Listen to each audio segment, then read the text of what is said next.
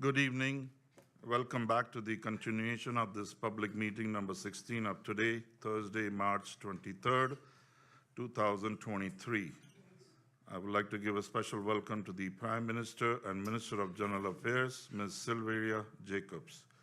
The current lineup of ministers to answer on the round one questions posed by the members of Parliament is Minister Number 1, VSA, Minister 2, TIAT, Minister 3 is Prime Minister / General Affairs, Number 4 is Minister of Justice, Number 5 is Minister of Finance, Number 6 is Minister of ROMI, Number 7 is Minister of ECYS.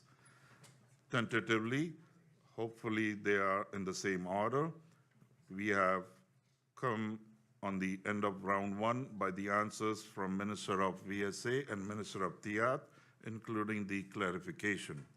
Now we go on the third minister, that is PM. Prime Minister, you have the floor. Thank you, Mr. Chairman. Good evening to you, the Secretary Generals here present today, the members of Parliament, as well as the support staff of both the Parliament and the Ministry of General Affairs, as well as all other ministries still diligently working this evening. I want to take the time, Mr. Chairman, to wish each one a happy Treaty of Concordia Day. We had our very short ceremony this morning on the top of the hill, as per usual with our colleagues from the north, and I must say that I am encouraged with the way we are moving forward. So happy Treaty of Concordia Day to one and all.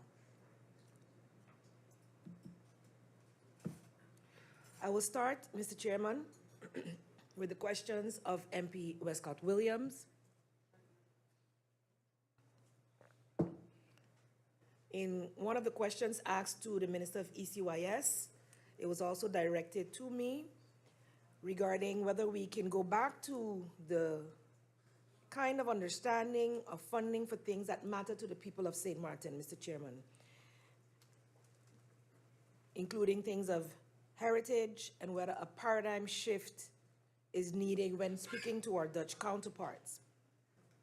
I believe the MP made mention of a paradigm shift in a conversation between Sint Maarten and the Netherlands when it comes to getting funding for heritage items and items in general that we would like to achieve.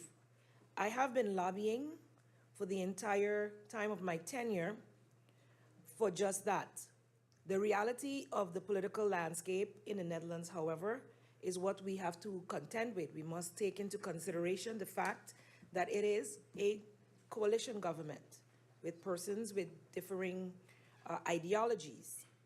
And the recent polling, which was done in the Netherlands, continues to show a growing trend, a swing in the Dutch population towards the right-wing views, which is not necessarily favorable to the islands. The fact remains that views and perceptions of the purse holders, in this case the Netherlands, influences a great deal of the discussions on funding, especially in our case, as we are not in these discussions on equal footing. This inequality is even bigger than our constitutional status. It has to do with what we can offer in return. And currently, there are limited options. And of course, when you are in debt to said lenders, that also plays a role. There are several discussions going on at the same time. And there is a thread through it all, especially with the slavery apology recently uttered and the possible comma and what that could mean for us in the context of needed funds versus reparations. That is why I've also lobbied on the international platforms to bring awareness of our unique status within the kingdom as small island developing states. And many of those, as I mentioned in previous presentations, were unaware of the manner in which we are situated within the kingdom, especially the Dutch Caribbean islands, and our lack of access to concessionary financing, like the other Caribbean islands and other vulnerable islands within both the Caribbean, Pacific, and other areas. The perception, even at the United Nations, is that we have access to all we need to ensure our development. There is discussion now happening, which is positive, but it remains the discussion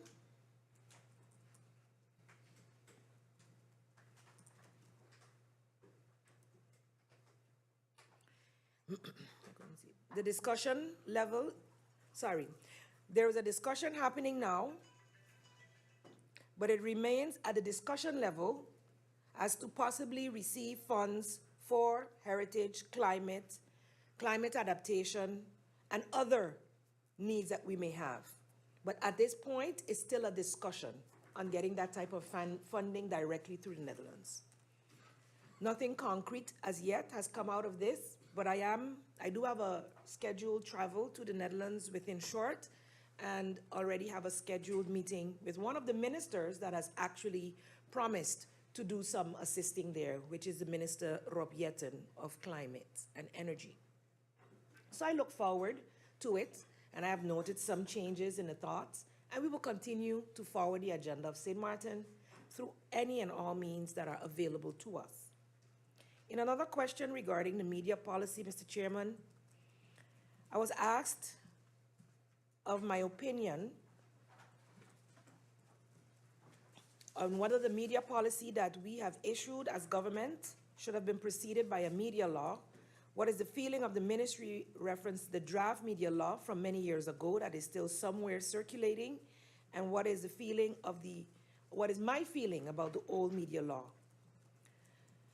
It is imperative to note that the 2023 media policy specifically dealt with how government and the media relate to one another on government premises and or during government events. It was an executive policy drafted for the sole purpose of providing guidance to government, agencies, as well as to our stakeholders in how we carry out our duties. The enactment of the policies are performed in relation to the administration of government as they can be quickly adapted, amended, and or repealed. So whether or not the media law predicated the policy has no bearing in this discussion, as the implementation of policy is what government usually uses to regulate the execution of its tasks. The current media law, which is, yes, an old one, is still in need of revamping, as far as I am able to ascertain, and I look forward to seeing from whence this initiative will come moving forward.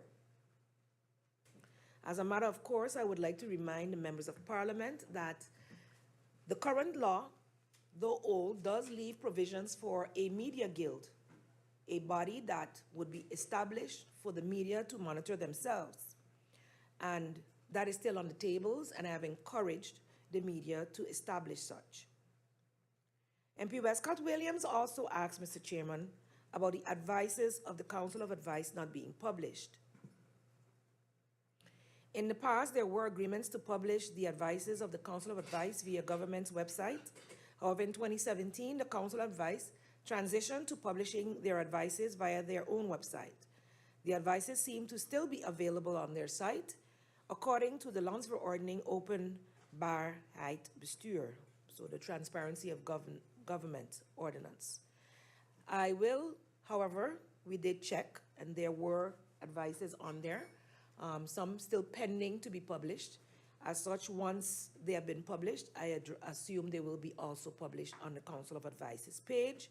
But I will have the Legal Affairs Department follow up and inform subsequently should there be any new updates. The Member of Parliament would like to see the advice from the Council of Advice for the establishment of the Cabinet staffing. The policy and function book for Cabinet staff, which we shared with Parliament, needed to be established in legislation. As such, we started this process in 2020. The government chose to establish this by national decree containing general measures, and in fact, the Council of Advice issued 2 advices on this concept. We are currently in the process of adoption of this, and in accordance with the National Ordinance, as mentioned before, on open government, the advices of the Council of Advice will be published together with the publishing of the established national decree once it is finalized. The National Development Vision, this question was concerning that. And the MP went back to the startup, as I had also presented, of since 2012, with the assignment of a 3-year agreement with the UNDP. The Member of Parliament wanted to know if that group still existed. Is what we had from the UNDP and the presentation we had back in November still on the basis of said agreement, or do we have a new one? The National Development Vision, Mr. Chairman, launched in November is the finalized, approved, edited, and published version. This has been finalized with the support of the UNDP based on the agreement, which indeed started back in 2012. The UNDP continues to support Sint Maarten as it is committed to the process. The resident representative of the UNDP mentioned this in his speech at the launch. Congratulatory remarks to Sint Maarten for staying the course and finalizing this vision.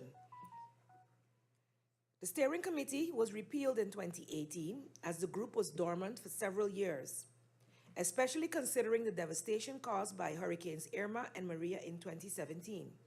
The government of Sint Maarten deemed it of utmost importance to develop a long-term vision that would anchor and guide the overall development of Sint Maarten, as a consensus vision is needed prior to deriving a plan. I must thank the Department of BOC for bringing this to my attention back in 2020 and for moving forward full steam ahead to where we are today.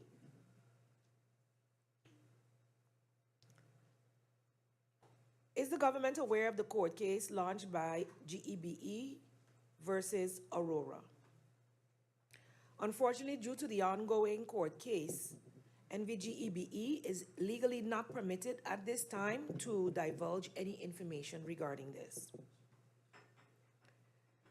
On the national language, the MP questioned whether there were any specific plans or steps about elevating the English language and putting the steps in place to do this. And it doesn't necessarily have to be along the lines of the motions in Parliament was mentioned. The importance of elevating English as our first language cannot be underscored or simplified. In this process, there are no quick wins. It would be misleading if I were to tell the public that this can be done within this tenure, the tenure of this government. The execution of this task is a momentous one. A full overview of our institutionalized infrastructures will have to be conducted, and a decision will have to be made with the public buy-in as to which version of the English language we as a nation would prefer to adopt. Seeing also that we have the varying English schools already on the island, some using the British or the CXC system, while others using the American or Canadian system, that would have to be a decision, again, that we would have to make.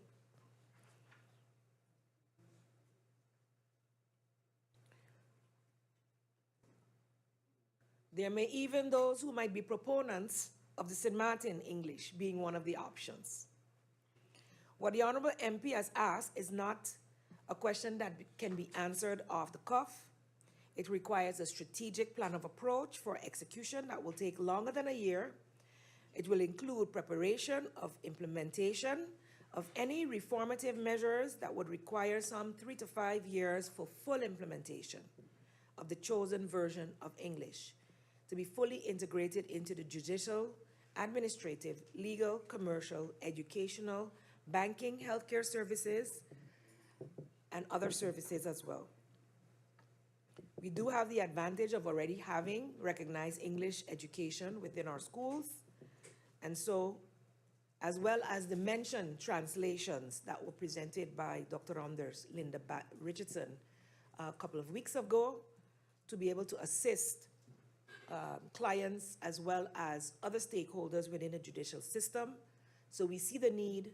We do have some level of expertise, but indeed we need to make a strategic plan moving forward if that is our wish.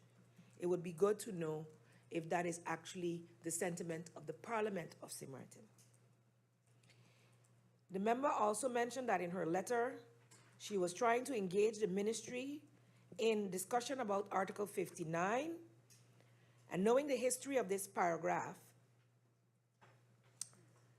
in addition to the public consultation, wanted to understand exactly what type of a review would take place on electoral reform and whether the government has any indication where they would like to go and that needs to be addressed.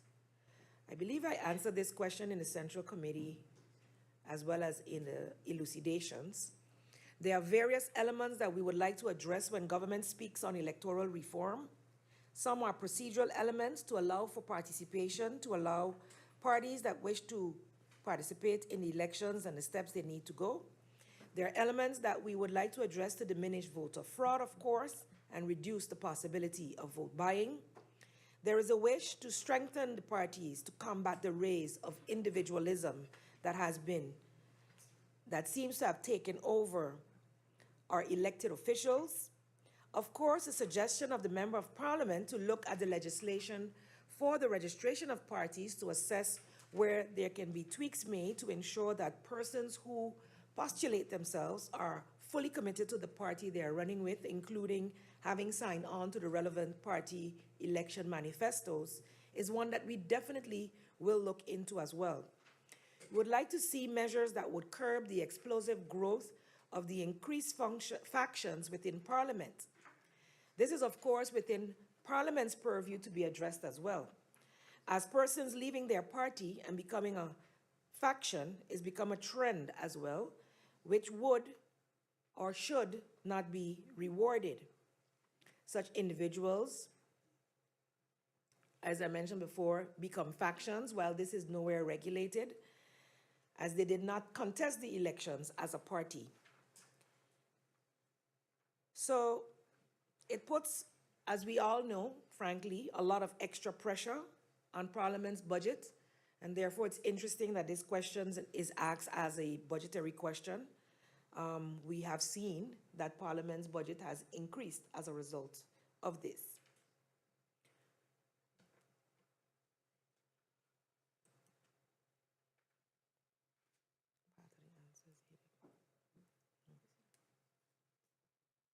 The last part of the Member of Parliament's question, I believe I've answered several times in terms of when will the next election be held and about the dissolving of Parliament. And I'll just repeat here again that it is still scheduled for January 2024, and should any early elections be deemed necessary, I am quite sure that the members of Parliament will be the first to know.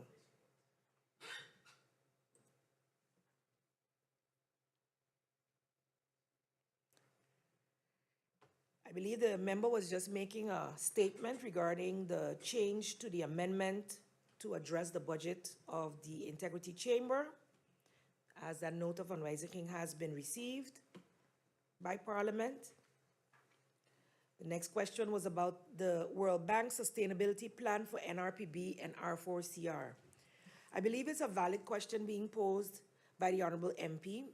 It is imperative to note that the World Bank and NRPB are in the preliminary stages of strategizing the plan of approach for the execution of the sustainability plan. One of the reasons that this became important for us to look at is because of the great capacity that we're building in the NRPB.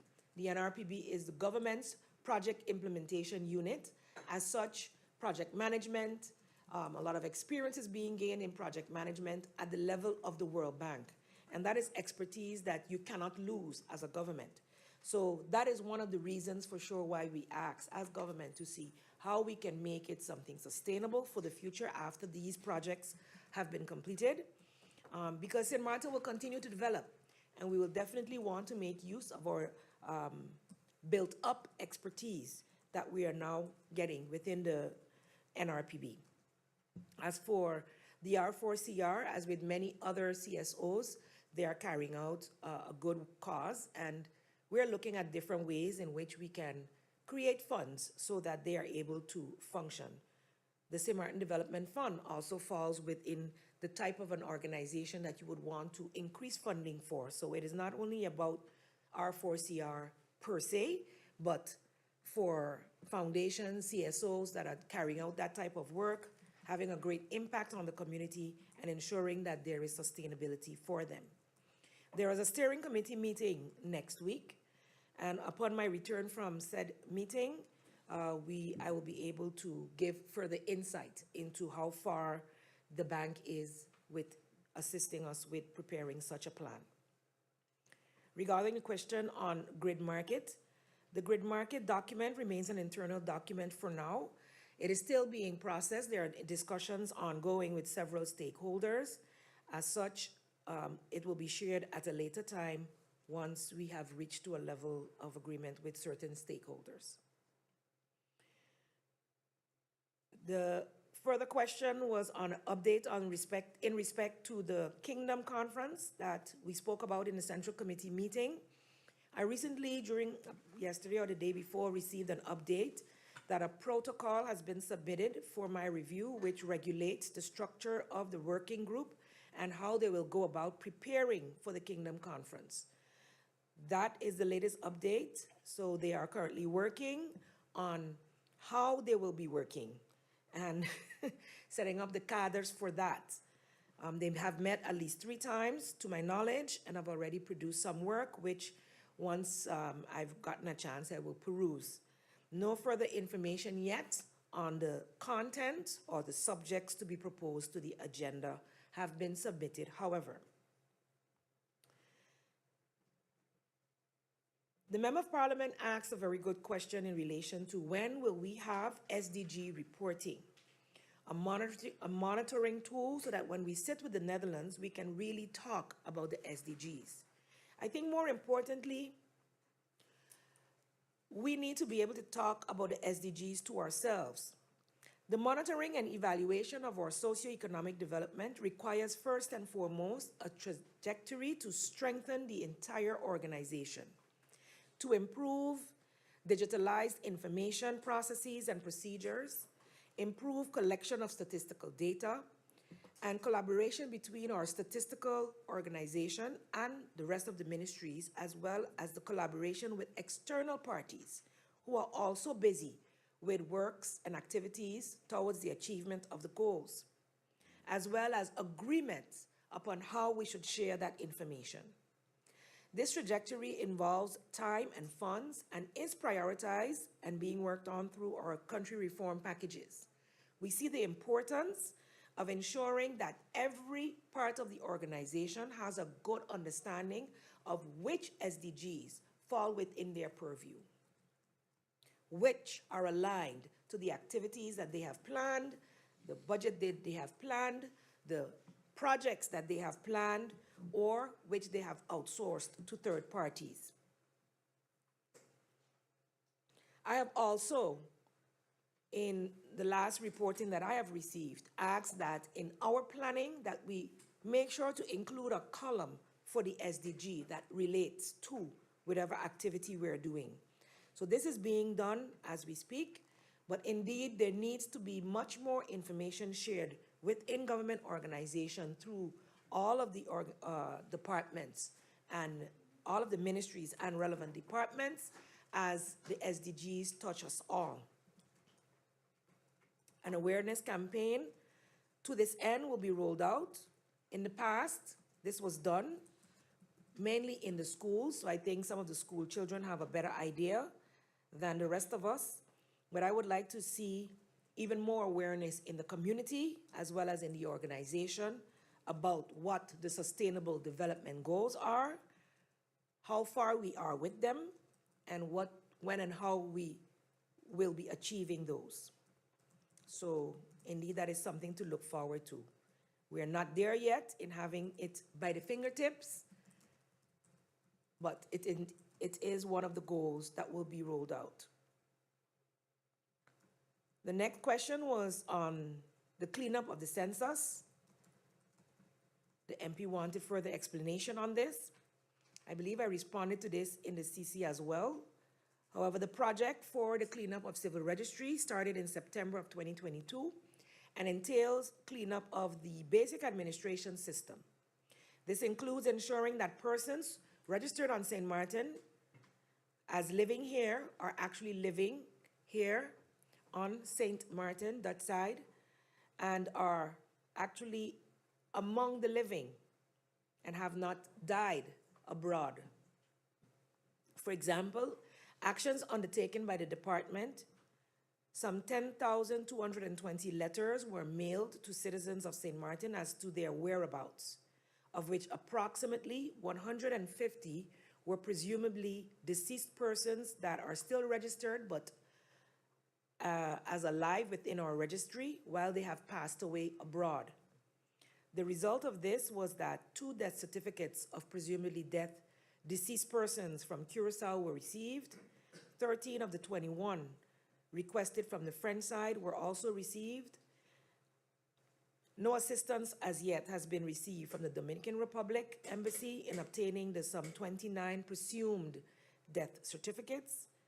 And with this, I would like to take the time on behalf of Civil Registry to encourage the family members of persons who are aware that their family member is registered within our basic administration and has passed away abroad to bring in the original death certificates with the apostille at the Department of Civil Registry. Based on the cleanup, thus far, 3,908 persons have been deregistered from our registry. Our total highest population count was in November, a total of 62,368 residents.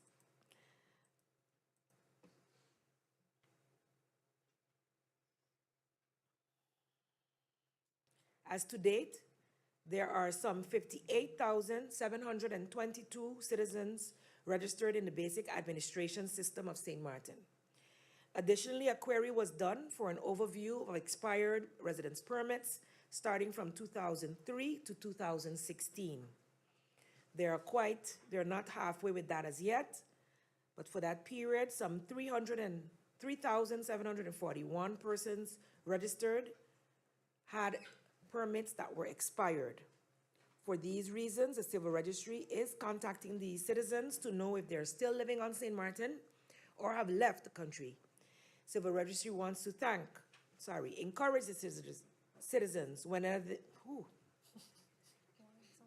yes, let me take some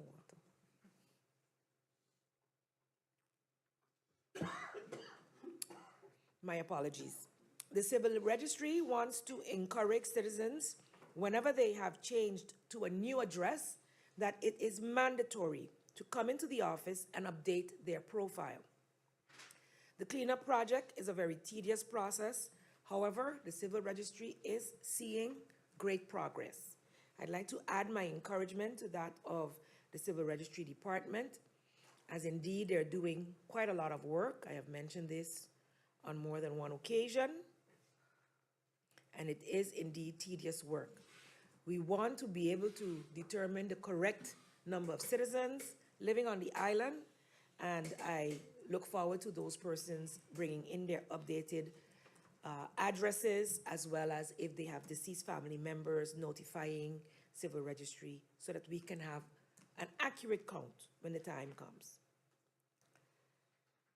which also helps with our planning and preparation in terms of taking care of who's actually on the island. MP Westcott Williams also asks about the monitoring report, that we do not receive that anymore from government. That is for sure an oversight, and we will indeed resume sending those reports on through to Parliament. The service level agreements and their portion.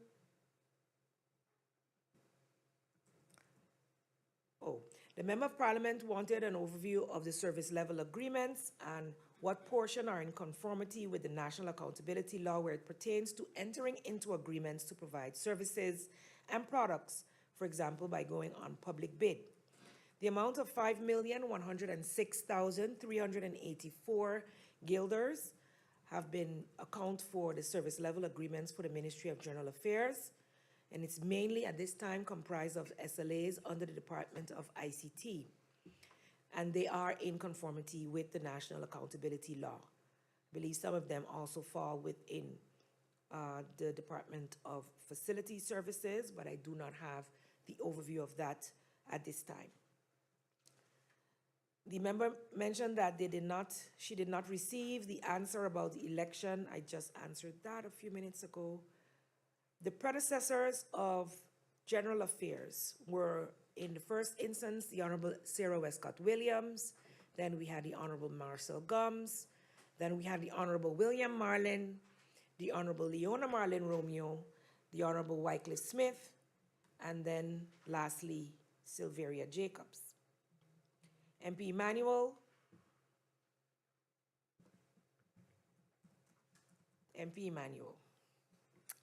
Through you, Mr. Chairman, I must say the statements uttered here pertaining to the 16.3 million spent on the country packages on St. Maarten, that money was, whether that money was given directly to St. Maarten or stems from expertise procured in the Netherlands, how much was given directly, what was the expertise exactly, a list and breakdown, what is the equivalent.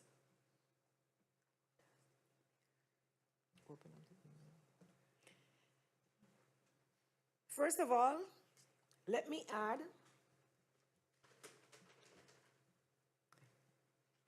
that the temporary working organization formulated an answer to a senior member of the finance ministry in order to be able to procure that information. And it is uncanny that that would need to still be done while all of what was written in the paper. So I share the sentiments of the Honorable MP in the manner in which this was communicated to the public. Whenever St. Maarten has asked in the past, as much as communication, I find, has improved, there was never a clear indication or breakdown given as to the amounts spent. Just a minute. What I can say is that only the TWO had the full breakdown of that, and some of the payments are made directly to St. Maarten, so in funds, while in other areas it is legal expertise, it's project management, it's national development and planning and financial expertise, and there's also the direct links, sometimes ministry to ministry. So between the Justice Ministry on St. Maarten and the Justice Ministry in The Hague, or the Finance Ministry in St. Maarten and the Finance Ministry in The Hague, the Health Ministry in St. Maarten and the Health Ministry in The Hague. So as Minister of General Affairs, I did not have that overview, but an email did come in where I can give you some information. Per theme, it doesn't necessarily break down exactly what was procured. Particular ministries would be able to say within their ministries what was had. Under ICT, System Tax Authority, which was part of theme C, there was some 8.5 million euros. Enterprise Resource Planning Government, part of theme A, was some 2.8 million euros. Also under theme A, Financial Management, there was 771,000 euros. Cost and Effectiveness Public Sector, theme B, 1,660,000. Under theme C, Taxes, 1,535,000. Under theme E, Economic Development, 400,000. Under Healthcare, 445,000. In general, about 56,000, totaling 16.269 million guilders.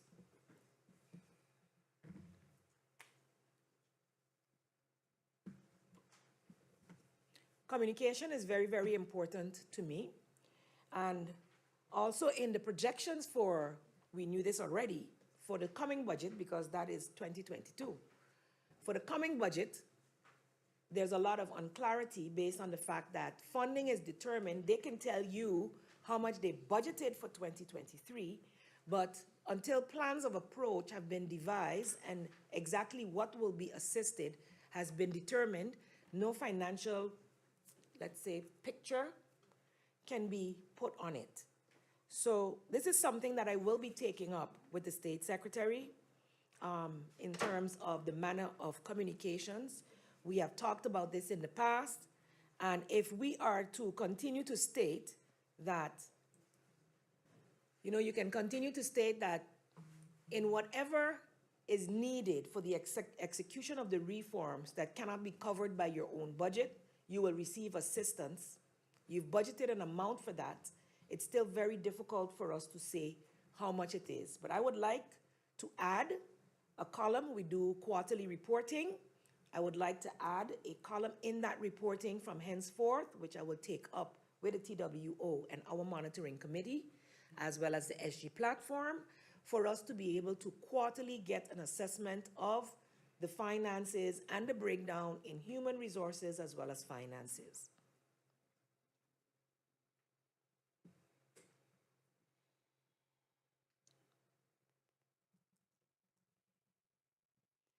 The next question from MP Emmanuel was about 120 million euros being made available for projects. How much is coming to St. Maarten and what projects are they talking about? I think those two questions kind of segue together.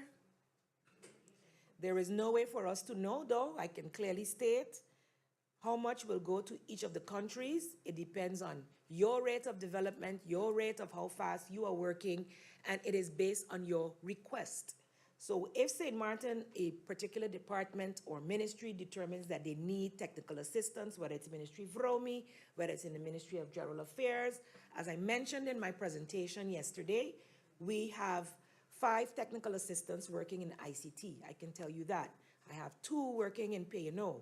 So different persons are assisting based on what we request and what we need to be able to execute our reforms. And until those plans of approach are finished, then you cannot determine how much funds will be spent. But just like we do the uitvoeringsrapportage in our report, we can determine what was spent during that quarter. MP Emmanuel also asked for, you say you didn't want to answer for that question either? Okay, good. Then we go on. I would just like to mention that Mr. Arjen Alberts is the, what's his title? He's the liaison person for the TWO here on St. Maarten, and he's therefore not speaking on behalf of government, but on behalf of the TWO. The TWO represents the State Secretary of Kingdom Relations. So maybe he's not a politician, but she for sure is. We move on to the mutual agreement, which will be signed in April. Is that why the budget has to be passed so quickly so that this agreement can be signed? No. The mutual agreement has nothing to do with the budget. The budget, as we all know, is a law that should be established by a particular time, and we've been given the extension until March 31st. That's the reason the budget has to be done, and that's why we're trying to get it done within that time. And not only because it's a deadline, but because the government's coffers or the government's projects, programs, and any new expenditures cannot be made, as many who have sat on the other side know, until the budget is passed. I missed one?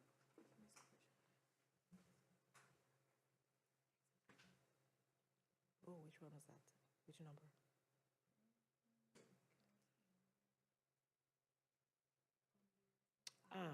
There was a question about I missed this one, the surveys mentioned in the article. When the MP said I didn't need to answer, I skipped all, but I had said this in my opening remarks. I've said this in Central Committee, and it keeps coming up, so I want to touch on this question. What is mentioned about it? What is the employee satisfaction survey and exit survey? Is it to counter the outflow of employees that has been visible for recent years? Yes, we have been seeing an outflow. Many can speculate as to what the reasons were, but now we will have irrefutable evidence-based responses from the organization, those that are still there, as well as those that have left, that will give us a better picture on some of the specific actions that are needed to be addressed. And I think this ties in also with one of the questions asked by another member of parliament, so hopefully they will take this along as well.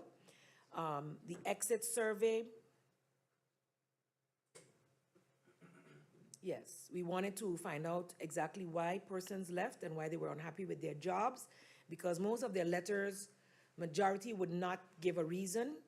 on the floor of Parliament.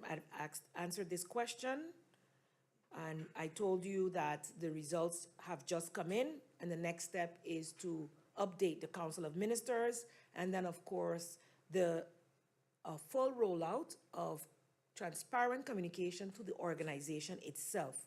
Also to get feedback from them as to what they saw as possible solutions.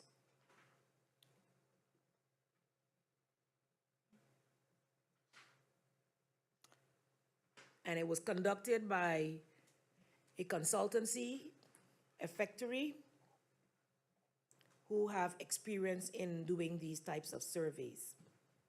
So the project team is currently organizing, as I mentioned, and scheduling sessions to share the results of both the exit and civil servant satisfactory survey with the organization, with the aim and the goal to enhance the working conditions within government, to ensure that it is an environment where persons feel safe, where they feel included, and where they can be productive and feel rewarded for such. I go now, Mr. Chairman, to the questions from the Member of Parliament, Helga Martin. There was a long discussion about my trips to the United Nations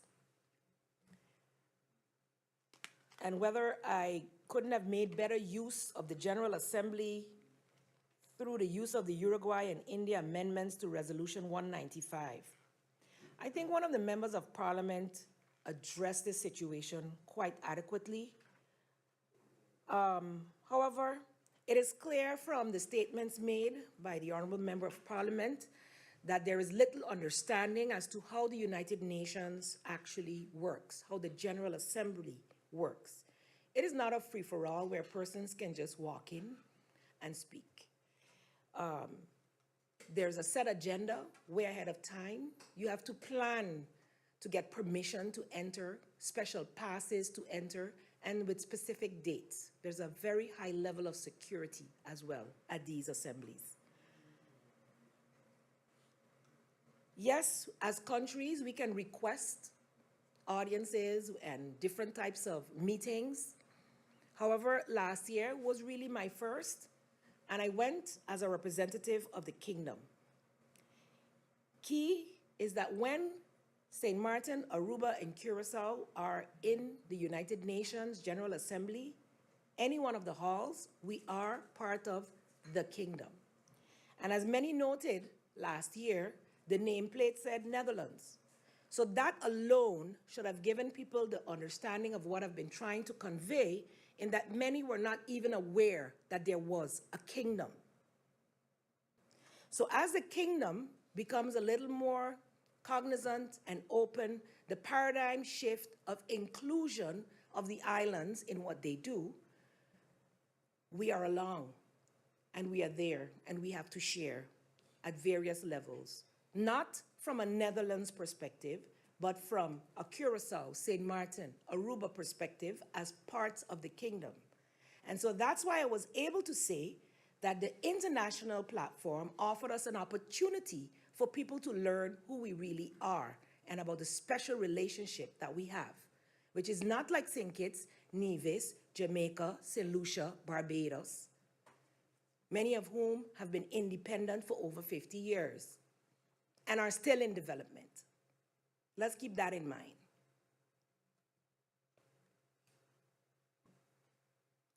As a matter of fact, as a result of those trips that we took last year, the nameplate now says Kingdom of the Netherlands, based on that awareness. But they couldn't change it right away. It's a whole process, apparently. Rome wasn't built in a day, and a lot has changed since those visits. We will continue to liaise with the contacts for whom we received business cards and other ways of communication. And on technical levels, a lot of communications continue, but it requires a lot of time, and diplomacy is not something that you can ram through the door.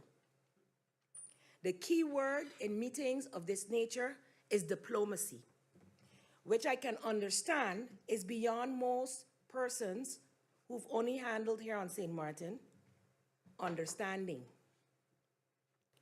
If you, as a matter of fact, I can remember many times being asked here in Parliament what I was planning to do, what I was planning to say, and what strategies we as St. Maarten were using in discussions and negotiations with our kingdom partners. Clearly not understanding that it is never a good thing to show your hand in public and give whomever you're going to negotiate with a heads up as to the direction you're going. And sometimes the opposition uses the word lack of transparency to, let's say, justify those types of questions. But again, I will say I will leave it down to lack of understanding of how we truly negotiate on the international and even regional as well as kingdom level. At times you have to use the word, but if you are in the midst of negotiations, it's never a good idea. I will continue to use every opportunity to put forward St. Maarten's case, both here in the region, internationally, as well as within the kingdom, because that is what I swore to do.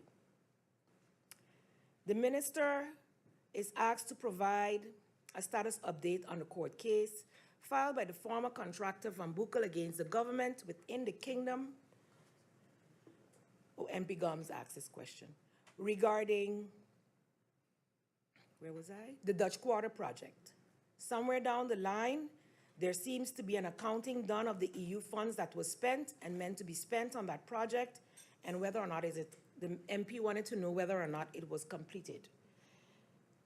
The MP asked me to clarify what the last communications were between government and the EU division handling this project and what position. I'm sure we all understand that. However, an audit of the project will take place by the EU on the entire 10th EDF Dutch Quarter Sewerage project. I believe the Ministry of Rami will give the further details as to the continuation of the project, but I must say that there is funding available to be able to finalize the project once government lives up to the portion that it has to do. MP Gomes also asked whether has a compromised cybersecurity cost been taken into consideration in this budget? If yes, if not, why not? The government has made a conscious effort to prioritize cybersecurity. As part of the Microsoft Enterprise Agreement, there are additional security measures that will be included to reduce the attack surface for the organization, as well as to provide further mitigation of phishing attacks. Additional business continuity plans are also being worked on to ensure that in the event of any disaster, whether natural or man-made, such as cyber attacks, there is the possibility to quickly recover and reduce the impact to the organization, particularly critical services and systems. There is also close collaboration of the Digital Government Transformation Project, the DGTP, which I have development vision. I believe another MP was asking about monitoring the use or the recognition of which SDGs are aligned with our goals. And I think in my presentation yesterday, I gave two examples of disaster risk management as well as ICT and digitalization, and showed the NDV goals. I showed the sustainable development goals that are linked to it or that are aligned with it. And I also explained several times before, over the years, that the National Development Vision is made up of all the governing programs from 2010, ensuring that the quarterly reports also include where we are with the SDGs, hopefully by the next quarter reporting.